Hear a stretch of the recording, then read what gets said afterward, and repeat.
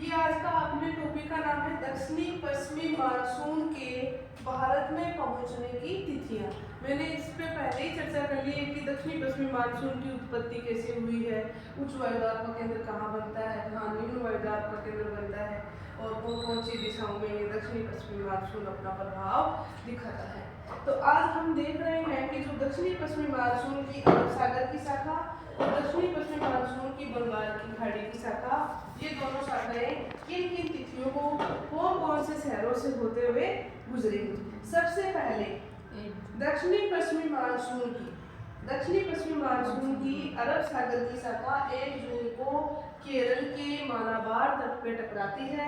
केरल और तमिलनाडु होते हुए इधर इस बंगाल की खाड़ी की शाखा में मिल जाएगी। इधर 1 जून को केरल और तमिलनाडु को दक्षिणी पश्चिमी मानसून आ जाता है। तो हम देखते हैं कि बंगाल की खाड़ी की जो शाखा है त्रिपुरा और मिजोरम होते हुए म्यांमार की तरफ चली जाती है। 1 जून में कितने राज्य आ गए? केरल, तमिलनाडु, त्रिपुरा, मिजोरम, 4 राज्यों से होकर के 1 जून को ये दक्षिणी पश्चिमी मानसून की अरब सागर और बंगाल की खाड़ी की शाखाएं पहुंच जाती हैं। 5 जून को कर्नाटक के तट पे, जिसे कन्नड़ तट कहते हैं, इससे होते हुए बंगलौर से होते हुए आंध्र प्रदेश तक पहुंचती है और बंगाल की खाड़ी की शाखा में इधर मिल जाएगी 5 जून को। 5 जून को एक बंगाल की खाड़ी की शाखा बांग्लादेश से होते हुए असम और पश्चिमी बंगाल और सिक्किम से होते हुए नेपाल में चली जाएगी 5 जून को। इधर 10 जून को महाराष्ट्र में अरब सागर की शाखा प्रवेश करेगी और महाराष्ट्र से होते हुए मुंबई, नागपुर, इधर छत्तीसगढ़ और आपका उत्तर प्रदेश से होते हुए नेपाल में चली जाती है। 15 जून को गुजरात के सौराष्ट्र से गुजरते हुए ये वर्षा दक्षिणी पश्चिमी मानसून जो अरब सागर की शाखा है अहमदाबाद से होते हुए लखनऊ होते हुए नेपाल चली जाएगी।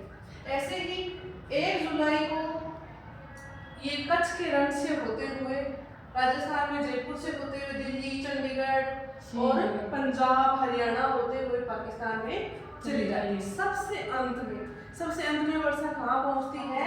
राजस्थान के पश्चिमी भाग, जिसमें जैसलमेर, बाड़मेर जैसे जिले आते हैं।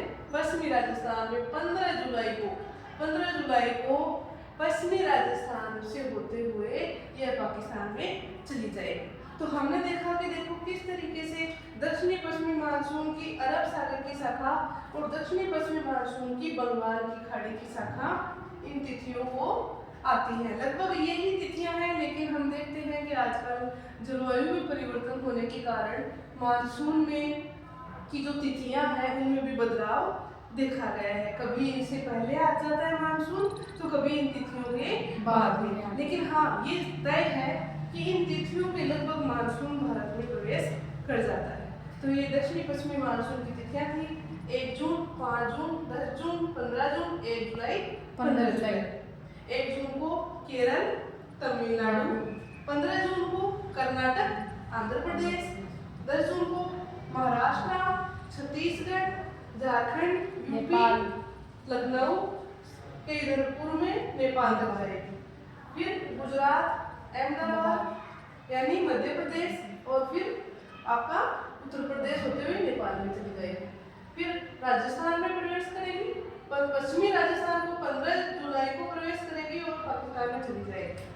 और जो 1 जुलाई वाली शाखा है वो कच्छ के रण से होते हुए पूर्वी राजस्थान से गुजरते हुए पंजाब, हरियाणा, दिल्ली होते हुए पाकिस्तान में चली जाती है।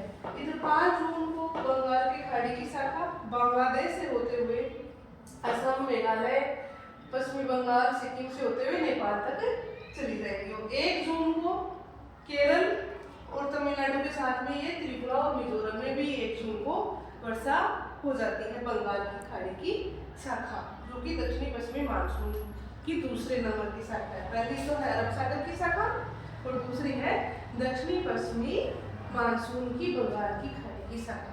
तो आपको मालूम होगा कई बार प्रश्न आता है महाराष्ट्र से या महाराष्ट्र में दक्षिणी पश्चिमी मानसून की अरब सागर की शाखा किस तिथि को टकराती है? तो लगभग 10 जून को टकराती है। ठीक है बेटा, तो ये तिथियां आप इनको याद कर